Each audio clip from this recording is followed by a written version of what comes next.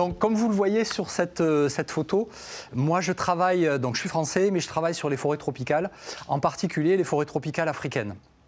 Et ici, vous avez, enfin, je travaille sur la biodiversité de ces forêts tropicales, la connaissance de leur biodiversité, l'histoire de ces forêts, on va en parler un petit peu là, et puis les implications que tout cela, tout ce corpus de connaissances peut avoir en termes de politique de gestion, de politique de conservation, de réseaux d'air protégés, etc. Voilà.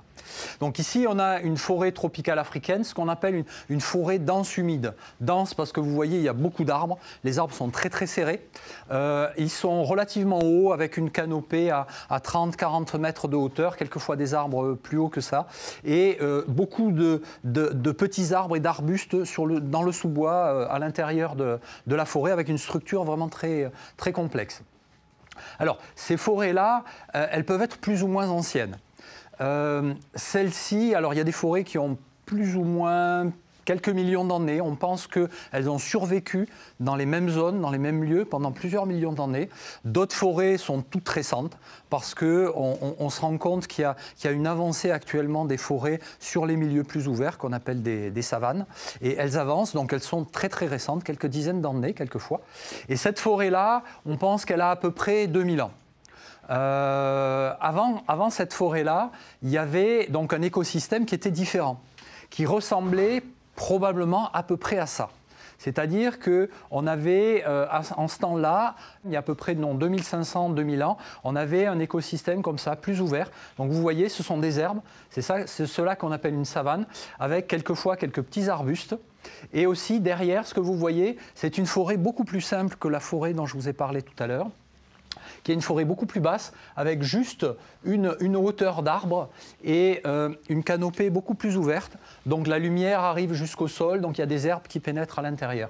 Donc là, on est dans un système qui est sous un climat un petit peu plus sec, avec moins de précipitations en général, et surtout une saison sèche un petit peu plus importante. Alors, qu'est-ce qui s'est passé pour qu'il y ait ce changement de milieu ? Pour que ces forêts, elles ne sont pas là de toute éternité, elles ont bougé. Ce sont des organismes vivants, des organismes qui ont changé avec le temps. Et alors, qu'est-ce qui s'est passé? On va le regarder de manière un petit peu plus précise sur ce diagramme-là.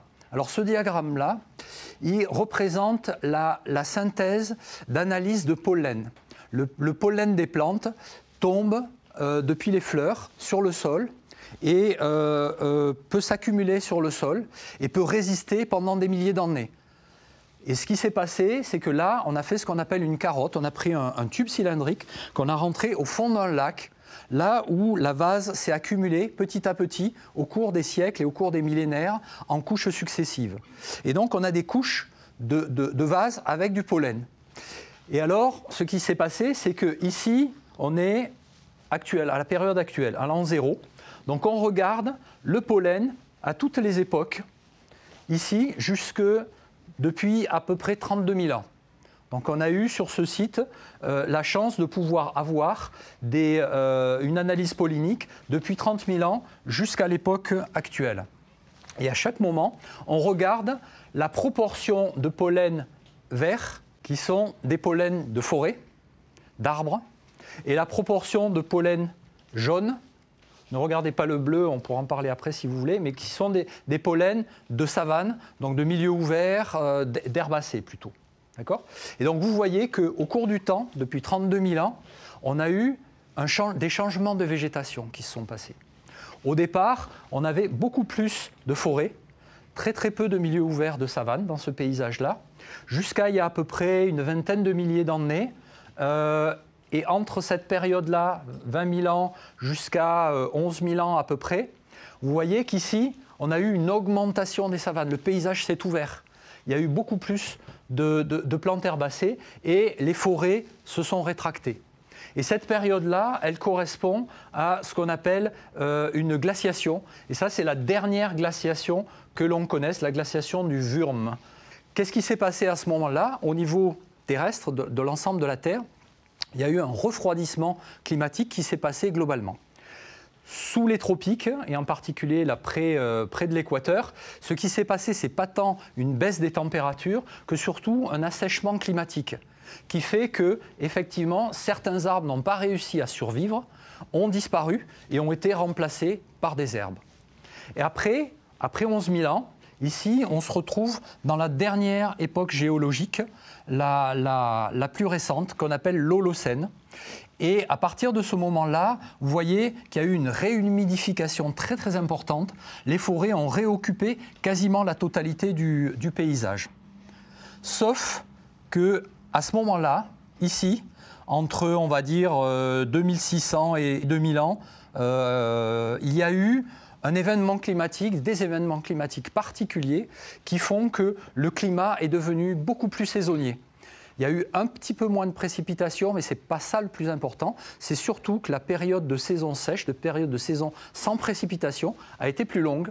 Donc, les espèces qui avaient besoin d'eau et besoin d'eau tout au long de l'année n'ont pas pu survivre et ont disparu. Et donc, on a eu une rétractation des forêts qui s'est fait relativement rapidement et une réaugmentation des savanes. C'est pour ça que je vous disais tout à l'heure, la forêt que je vous ai montrée, elle était dans une zone comme ça de contact forêt-savane et elle a disparu. Donc, c'était une forêt avant. Pendant cette période-là, elle a disparu. Et ensuite, elle a recommencé à pousser, les arbres ont recommencé à pousser quand une phase un petit peu plus humide s'est remise en place.